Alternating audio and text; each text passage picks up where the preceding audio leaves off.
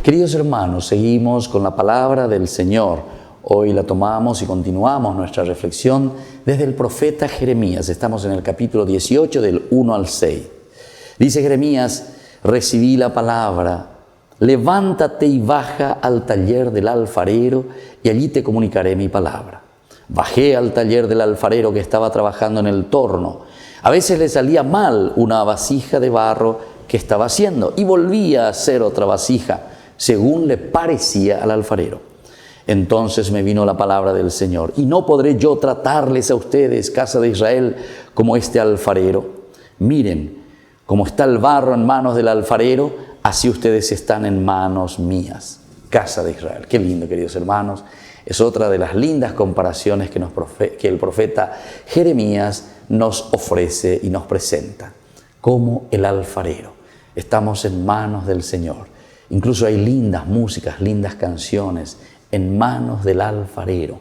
Dios va modelando, pero dice, cuando esa vasija no sale bien, ¿qué hace? La vuelve a rehacer de nuevo, la destruye hasta que responda a ese gusto que el Señor quiere. Es así nuestra vida, queridos hermanos.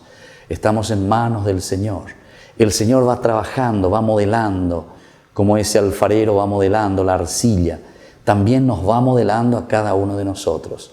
Pero es así como nosotros tendríamos que ser dóciles, como esa arcilla en las manos del Señor, para que el Señor pueda hacer verdaderamente de cada uno de nosotros cristianos comprometidos, que seamos una vasija hermosa para que sirvan a los demás.